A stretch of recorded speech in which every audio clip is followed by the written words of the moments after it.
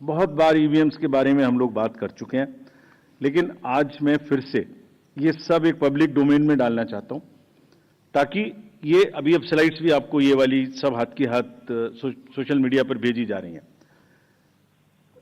Let me explain this properly again, क्योंकि इतने doubts create करने की कोशिश हुई है कि पब्लिक को पता लग जाना चाहिए. एक बार चुनाव की तारीख से 7 या 8 दिन पहले ईवीएम्स को कमीशन किया जाता है, उसमें सिंबल डाले जाते हैं, वो एजेंट के सामने डाले जाते हैं. उसके बाद में उसको मॉकपोल करने की छूट होती है.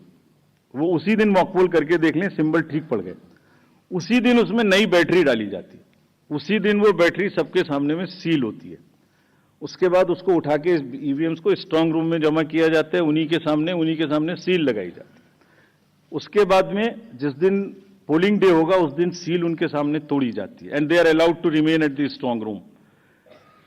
पोलिंग डे में डिस्ट्रीब्यूशन के बाद पोलिंग स्टेशन पे सबसे पहले कहा जाता है आपको ये वाली सीरियल नंबर की पोलिंग ईवीएम दी गई थी, प्लीज चेक वही है.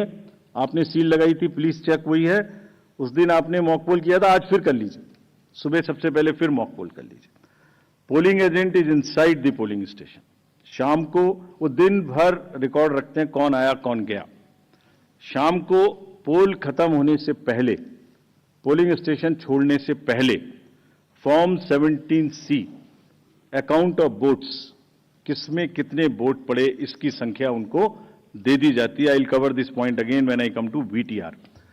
ईवीएम्स को वापस स्टोर रूम में लाया गया, फिर उनके सामने ताला लगाया गया, फिर काउंटिंग के दिन आए, फिर कहा भाई काउंटिंग में फिर देख लो वही मशीन है, फिर सील चेक कर लो.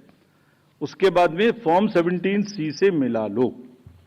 अगर 17C से काउंट मिलेगा तभी काउंटिंग प्रोसीड करेगी. तो पोलिंग स्टेशन छोड़ने से पहले आपके हाथ में 17C दे दिया, काउंटिंग से पहले फिर मैच करके आपको दिखा दिया. उसके बाद 5 रैंडमली सेलेक्टेड वीवीपैट्स की गिनती भी कर ली. ये नेक्स्ट सारी चीजों को बहुत बार चैलेंज किया गया. देखिए, मैंने पिछली बार भी एक किताब आपको दिखाई थी जो हमने बनाई है, वेबसाइट पे डाली है. आज फिर दिखाता हूं. माननीय हाई कोर्ट और सुप्रीम कोर्ट ने क्या कहा है.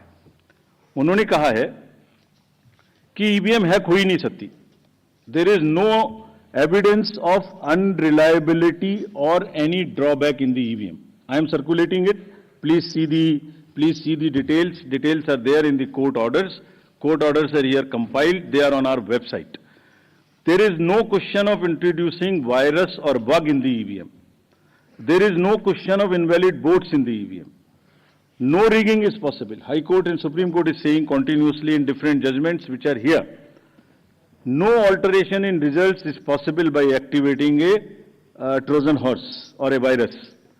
Evidence inspires confidence of the court that they are tamper-proof. What else can be said? EVMs are foolproof devices for counting. Allegations of tampering are baseless. We are not saying. We are speaking now because we don't speak when elections are on. And I want to clarify this so that it remains. Questions are not asked. When asked, at least you are all equipped to check them before writing. Invention is undoubtedly a great achievement and national pride. EVM with VVPAT system ensures accuracy of voting system. ECI has successfully held free and fair elections. Lowering down of the image and prestige of the constitutional body cannot be allowed. On paper ballots, return to outdated paper ballot system is unwarranted, regressive. This is aimed at derailing the electoral process. What else can be said? Friends, everything is in the form of an FAQ available. We have uploaded, we have conveyed to from wherever these questions have come. Please refer to them. Now,